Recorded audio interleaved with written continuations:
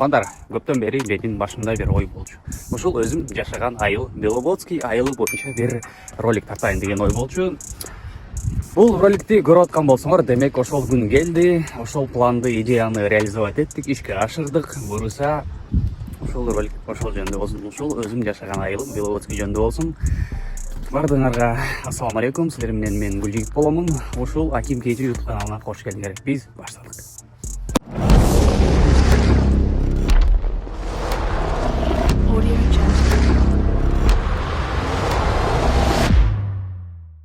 Бүгүн экинчи күн, 27 сентябрь, саатыбыз 17:23 болуп калды. Күз айы, күн тийип турат, жаркырап эле. Бир аз аба ырайы салкыныраак болгон үчүн жилетка кийип алдым. Ошол. Негизи бул айыл жөнүндө ролик тартуу бул илгертен эле могу жерге келген. Бир аз ойлондум, эмне кылсам, кандай кылып тартсам, эмнелерин тартсам, кайсы жерлерин тартсам элге жөнөкөй жана көрүнүктүү, түшүнүктүү кылып болуш үчүн деп бир аз ойлондум, бирок аягында эч нерсе болбой азыр туруп эле көчөгө чыгып сейилдеп басып келейин дедим дагы. Көчөгө сейилдеп чыктым. Чыкканда дагы ушул вокзал тарапка бир басып барып келейин. Көптөн бери келе элекмин, кандай өзгөрүүлөр бар, эмне болду, чопочом деген ойдо чыктым да басып келе атып эле айттым, кой, бул нерсени созуп жүрө берет экен. Айыл жөнүндө роликти баштай берейин. Баштаганда да кандай баштайм? Бир күндө эмес, 2 күндө эмес, 3 күндө эмес, канча убакыт алса да ала берсин. Бирок айыл жөнүндө тартып, ар кайсы жерлерге барган болсом, жакшы сонун жерлерин тартып, көрсөтүп, жакшы сөздөр менен, маалыматтар менен сопровождать этип, сүйлөп берип, кызыктуу ролик кылганга аракет кылам жана ошондой эле жалпак тилдер менен жөнөкөй түшүнүктүү болуш үчүн силерге, туугандар, агайын эже карандаштар. Ошон үчүн роликти баштан аягына чейин түрдүрбөй көрүп, аягында жактан болсо бир лайк басып, азыр болсо каналга каттала элек болсоңор катталып койгула. Бул мен үчүн өтө сонун демгич болот. Ошол. Буга чейинки ойлорум боюнча мен негизи Беловодскийдин так ортосунда аянттан барып туруп баштайын деген болчумун. Азыр болсо ошондой башталып кетти. Эми аянтка дагы убакыт сааты келгенде барабыз. Ошол туугандар, кеттик. Беловодский айыл аймагы Чүй районундагы эң ири айылдардын бири. Анын курамына 2 айыл кирет. Беловодская жана Коштөбө айылы. Беловодская айылы 1867 жылы негизделген. Быйыл 155 жыл болуп отурат. Кыргыз Республикасынын Чүй облусунун Москва районундагы административдик борбору. Беловодская айыл өкмөтү Чүй өрөөнүнүн борбордук бөлүгүндө Бишкек шаарынан 41 км батыш тарапта Бишкек-Ош-Унаа жолунун боюнда жайгашкан. Коштөбө айылы Беловодская айылынан 3 км түндүк тарапта жайгашкан. Айыл аймагынын аянты 1,26,000 квадрат метр. Анын аймактык курамына кирген айылдардын аймагы Беловодская 964 квадрат метр, Коштөбө айылы 62,000 квадрат аянтта. 605 дыйкан чарбасы, бир айыл чарба кооперативи, 426дан ашык чакан орто бизнес, 4 өнөр жай ишканалары бар. Беловодская айылынын экономикасынын олуттуу бөлүгү өнөр жайга туура келет. Ак сүт, ак ишканасы иштейт жана сүт азыктарынын өндүрүү жана сүттү кайра иштетүү боюнча адистешкен. Ошондой эле кирпич заводу, дар земли ЖЧКсынын консерва заводу бар. Туугандар, ушул жерине силерге кечирим сурап дагы бир реклама кылып кетейин. Москва шаарындагы мекендештер үчүн болсун, өзгөчө такси жамаатында иштегендер, силерге Атаман таксопаркын сунуштап кетейин. Бул таксопарктын комиссиясы болгону 2,5%, акчаңарды 24/7ге моментально эч кандай комиссиясы жок. Каалаган сумманы каалаган учурда чечип алсаңар болот. Таксиге тиешелүү полный пакет документ жасап беришет. Путевой лист, страховка, договор аренды жана башка документтер, хисапка дагы жардам беришет. Туугандар, Россиянын бардык аймактарына кошулуп иштесеңер болот. Айырмасы жок. Экономбу, доставкабы, бизнесбу, грузовойбу, полный улап беришет. Подключениясы Яндекске жана Ситимобилге урматтуу туугандар. Эң негизгиси таксопарк бир айдын ичинде бир розыгрыш уюштуруп турат. Ал розыгрыштын башкы байгеси 30 000 рубль. Розыгрышка тиешелүү суроолоруңар болсо же таксопаркка тиешелүү суроолор болсо төмөндөгү номерлерге кайрылып, бемарал чалышып, сүйлөшүп, Атаман таксопаркына кошулуп, жумушуңарды тытып жүрө бергиле. Жалпы таксист кесиптештер, ассаламу алейкум, жакын арада барып калышы мүмкүн. Өзүңөр билесиңер, биздин сүйүктүү Кыргызстан мамлекетибизде көп улуттуу эл калк жашайт. Ар бир шаарда, ар бир айылда, региондордо дегенчи биздин дагы айыл өзгөчө эмес, биздин айылда дагы көп улуттуу калк бар. Анын ичинен өзбектер бар, тажиктер бар, орустар бар, немистер бар, украиндер бар. Дагы кимдерди айтпай калдым, иши Байтор көп улуттуу калкы. Калкынын саны 24951 адам. Анын ичинен 23231 адам Беловодский айылында, 1720 адам Коштөбө айылында жашайт. Айылда 5 мектеп бар, 4 бала бакча бар, 2 интернат бар, 2 клуб бар, 1 китепкана бар, 1 музыка мектеби жана спорт мектеби дагы бар. Калктын негизги бөлүгү айыл чарбасында иштейт.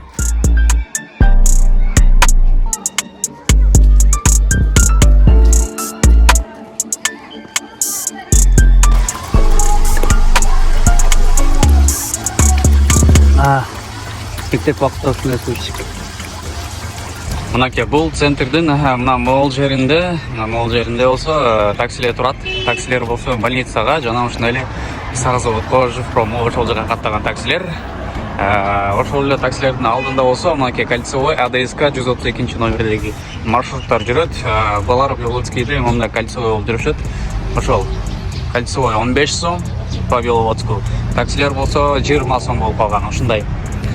Бул жакта болсо городской остановка азыр эле көрсөткөн. Городской остановка шаарга маршруткалар Бишкекке, Борборго, Шлагбаумга чейин, Ош базарга чейин 55 сомдон алат. Таксилер болсо 70тен ошондой. Мен билишим боюнча ошондой. Балким 70тен да көп, билбейм. Мынакей достор, вокзал. Бул болсо кирпичный завод. Мынакей, бул кирпичный завод. Вокзал. Ол жерден Бишкек, Кара-Балта, Кайынды чыгылып бүт жака поезд жүрөт. Бул вокзалдагы көпүрө. Легендарлуу көпүрө. Бирок өзгөрүштөр жок деле экен. Канча жерлер реставрация болуп, покраска болуп, косметика болуп, ошондой болсо болуптур, но башка өзгөрүш жок. Бекташтын могул жеринде болсо уже таксистер, маршруткалар турат. Күндүзү ошол жерден өйдөнкү айылдарга, Темин суу айылына такси маршруткалар каттайт.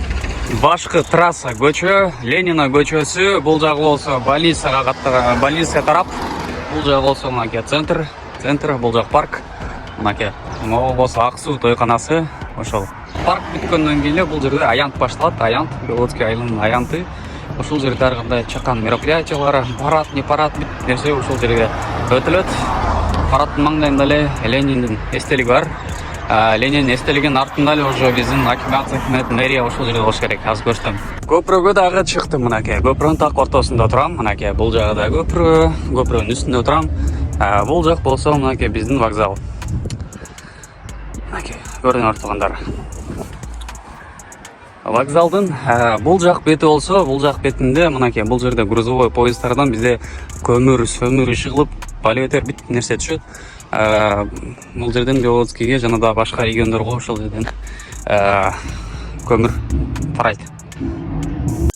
Могул жердеги бак-тарактар кыйылып, тетиги фонтан, бассейн реконструкция болуп, ремонт бүтүптүр мынакей. Күндүз иштейт экен.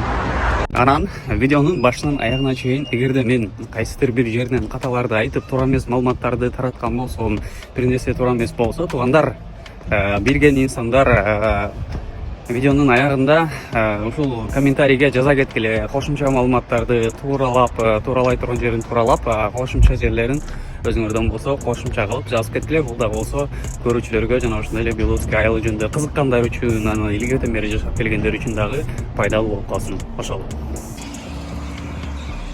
Бул имаратты негизи эле көп эле жөн эле юбилейка деп билет болуш керек. На самом деле Кыргыз Республикасынын маданиятына жана искусствосуна эмгек сиңирген ишмери улуу ата мекендик согуштун ардагери Шаршынаалы Усубалиев атындагы кинотеатр дейт.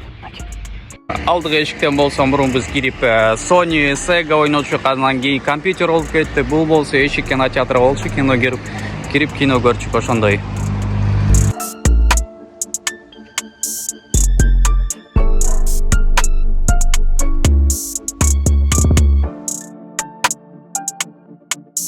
Бул имарат бильярд, бул жери карате борбору, Кыргыз Телеком, алдыгы болсо тоже Кыргыз Телеком, почта, паспортный стол илгери роудыда болчу.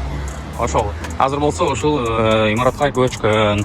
Туугандар, Атакул байке айткандай, видео жагып аткан болсо силерге бармакчалардан бир коюп тургула. Мага бул өтө жакшы дем күч болот. Видеону дагы улантабыз.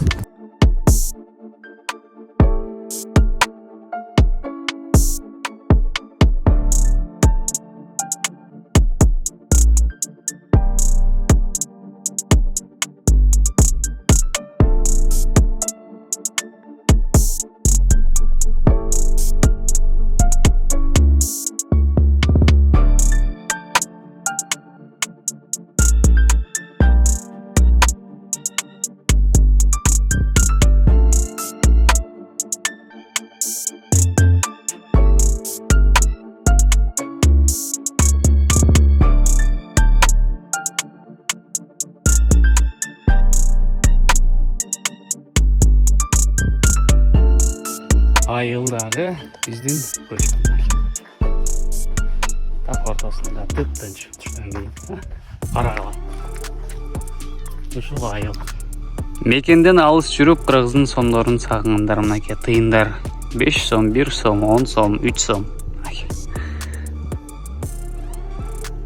Биздин Ак сууда сак заводдогу ипподромдо турам. Азыр так ортосундамын. Ушул жерде бизде ат чабыштар, улак бардыгы ушул жерде өтөт мынакей.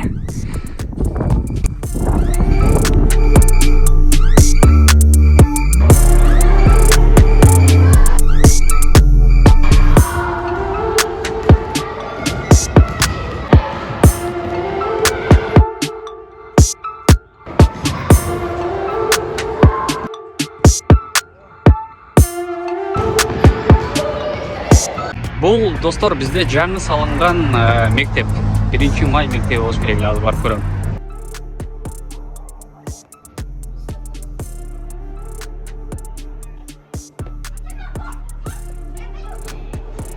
Бул жер тагыраагы бул көчө, Красноармейская деген көчө. Алдында бир 100-150 метрден кийин 200 метр деп коем болжол менен Ломоносов деген көчө менен кесилишкен жери. Мынакей. О катар үйлөрдө кимдер жашайт? Бул үйлөрдүн маңдайында эле мынакей. Бул жабылган мүрзө бар. Плиточный заборлордун артында мүрзө, орустардын мүрзөсү болчу. Бул жер жабылып, көптөн бери эч ким көмүлбөйт окшойт. Бул айылдан чыккан белгилүү атактуу инсандар, мен билгендер боюнча булар. Украиналык боксер, супер тяжеловес, Украинанын политикалык ишмери, 2014 жылдан бери Киев шаарынын мэри болгон легендарлуу Виталий Кличко деген инсан ушул айылда жарык дүнөгө келген. Экинчиси, Кыргызстандын волейбол боюнча курама командасынын составында доигровщик позициясында ойногон Анна Галышева деп оюнчу айым бар. Ошол айымдагы ушул айылда жарык дүнөгө келген. 1 май орто мектебинде окуган. Үчүнчүсү, ошол эле Кыргызстандын футбол боюнча курама командасынын составында дарбазачы, вратарь болуп ойногон Валерий Кашуба деген оюнчу бар. Ошол оюнчу дагы ушул айылда жарык дүнөгө келген. Мен билгендерден ушулар туугандар. Дагы кимдир кандайдыр бир белгилүү атактуу инсанды билсе, ушул айылда төрөлүп, чоңоюп, башкача көчүп кетеби, ушул инсандарды билсеңер комментарийге жазып бергиле. Мына ушулар. Бул Октябрьская деген көчө, бул жери Пионерская деген көчө менен кесилишет. Бул жерде менин красавчик досум бар, ошол жашайт. Мынакей ал жагыбызы примерно 500 метрден кийин Ломоносов деген көчө менен кесилишет, өйдө тарап. Бул ылдый тарап болсо, масло завод бар, май чыгарган завод. Беловодскийден май чыгат, эң сонун, эң даамдуу, таттуу. Ошол жер Комсомольская деген көчө. Ушундай. Азыр ал жака да барсам, көрсөтөм. Бул Королёв деген көчө. Так, мынакей мен айткан Октябрьская көчөсү, Комсомольская көчөсү менен кесилишкен жер. Ошол эле жерде мынакей биздин май чыгарган завод бар, Беловодская деген сливочный майды барыңарда жесеңер керек, билсеңер керек, аябай даамдуу жана айткендей эле. Ушул заводдон чыгат. Мынакей туугандар, биздин сыймыгыбыз. Бирөө балким билет, кимдир бирөө билбейт. Комсомольская көчөсү, май заводдун арты, мынакей май заводдун арты болуп калат. Тетиги жер Октябрьская көчөсү. Ошол Комсомольская көчөсүндө мындай жаңы мечит түшүктөр. Не дейт? Хулафай Рашидин мечити дейт. Менин группалашым жашаган үй. Көрүп аткан болсоң, ассаламу алейкум досум.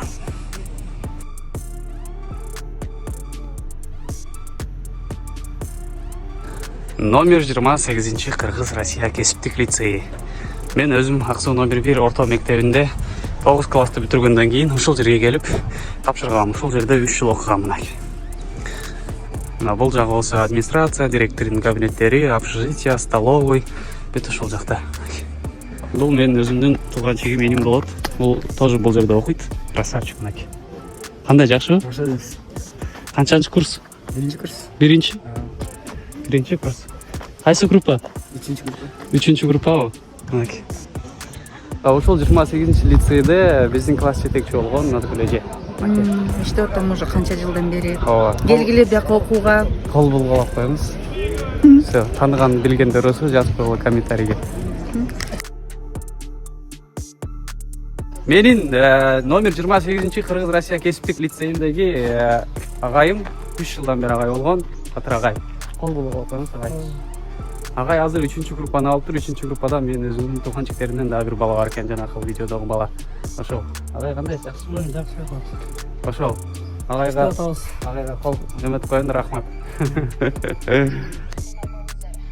Шлагбаум. Биздин Беловодск айылынын шлагбауму.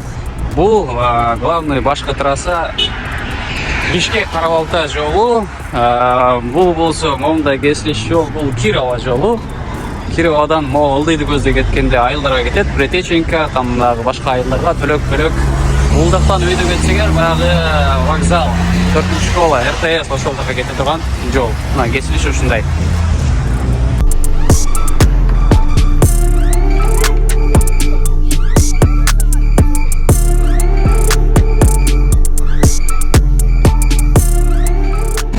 Шлагбаум менен Кирова көчөсү менен Бишкек Карабалта жолу, Фрунзе көчөсү, ошол эле Ылдыйында бул жака жана айтып кеткендей эле Төлөккө, Претеченкага, ошол тараптарга кеткен, айылдарга кеткен жол. Бул жерде мынакей могул 3-чү мектеп, алдыгы жакта еще эме бар, БЧК, Большой Чуйский канал. Илгери туугандар, биз бул тарапта примерно азыр центрди көздөй кеткенде, Карабалта тарапты көздөй кеткенде, бул жакта жакын арада ярмарка бар, Октябрьский көчөсү менен кесилишкен жерде. Биз мурун жашачык илгери 2000-жылдары. Вот 2000-жылдары, 2003-2004 жылдарга чейин билбейм, эсимде жок уже. Ошондо менин байкемдер могу жердеги 3-чү мектепте окуйт эле, 1-2 класстарда. Вот ошондо байкемдердин артынан кеде келип калганбы, же эмне ошол убактарда могул көпүрөдөн өтүш биз үчүн бир азап болчу да. Могул цемент жок болчу, жалаң эле мондай темирден эмеси болчу. Азыр могу листин астында бары жок билбейм, мондай болчу. Ондай болчу, биз ушул жерден өткөндөн вообще корктук. Азыр эми монда цемент кылып коюптур элдер. Эми арал өтүп атышат. Анан бул көпүрө дагы бүтүп калган. Айта кете турган болсом, туугандар, Бишкек Карабалта жолунун ремонту бүткөн. Азыр примерно авторынок жакта, Новопавловка, Заря ошол тараптарда ремонт иши жүрүп атат. Биз жакта уже бүткөн аке. Жол бүткөн болсо дагы биз эл али үйрөнө элекпиз. Жолдон мүнтүп кесип өтөбүз дагы. Мына мондай тосмолор бар жолдун ортосунда, билесиңер. Ошол тосмолордон бул адам бүтүп секирип өтөт дагы чуркоо өткөчөт. Мынакей. Мына. Ошондой эл биз али үйрөнө элекпиз ал нерсеге. Бир жактарга барып, пешеходный переходдордон өткөнгөч ушундай. Ошол эле Бишкек Карабалта жолунун боюнда Крупский көчөсүнө жакын жайгашкан биздин жаштар борбору үйүбүз бар мынакей. Азыркы учурда пулп илинип турат, беккен, но сырты жасалгалоосу фасад жакшы кооздолуп калыптыр. Мынакей эшиктин алдына брусчаткалар жайылып төшөлүп, мынакей бүтүп калыптыр. Сону Бакыт Ашыровду көрүп калдым мынакей. Жакында эле Москвадан келди. Мына көрдүңөр. Туугандар, силерге бир өзгөчө YouTube канал сунуштап кетейин. Мынакей төмөндөгү ссылкалар боюнча кирип катталсаңар болот. Бул YouTube канал эмне жөнүндө? Москва шаарындагы биздин мекендештерге өтө пайдалуу YouTube канал десем болот. Дегенде Москва шаарындагы керектүү магазиндер, буюмдар сатыла турган ар кандай немелер, документтер жасаган госучреждениялар кандай жол жоболор менен документ жасаса болот, бекер, арзаныраак, акысыз иш кылып айтор пайдалуу кыргыздарга тиешелүү магазиндер, буюмдар, бутиктер, услугалар, кызматтар, документ жасоо боюнча поэтапно эмелер бүт бардыгы ушул из калтыр деген мынакей ушул YouTube каналда туугандар биздин өзүбүздүн мекендеш ушул YouTube каналды негиздеп алып барат. Ар кандай пайдалуу роликтерди киргизип турат. Андыктан бардыгыңарды каалоочуларды ушул YouTube каналга ссылка аркылуу описаниядан кирип катталып көрүп колдоо көрсөтүп кеткиле. Жалпы бардыгыңарга ассалам алейкум.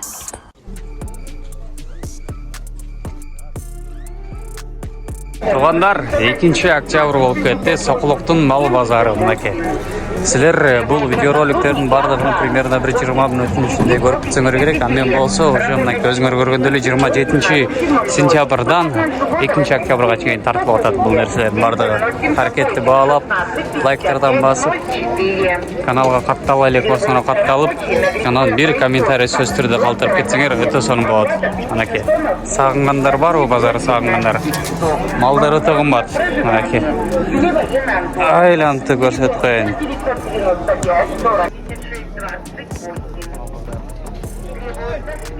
Мына ушул жеріне чейин видеороликти түрдүрбөй көргөн бир туугандар сиздерге чоң рахмат.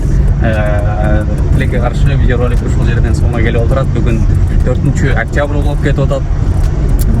Эмгекти баалап видео жаккан болсо, анан кимдир өзүнүн тааныган жерлерин көрүп калган болсо, бир аз болсо дагы ностальгия болсо, bir класс басып, анан жүрөктөн чыккан сөздөрдү комментарий ретинде бул жака жазып кетиңиздер. Кийинки роликтерден көрүшкөнчө аман туруңуздар. Сиздер менен баягы эле мен Гүлжигит Бириев болдум. Бардыгыңыздарга ассалам алейкум.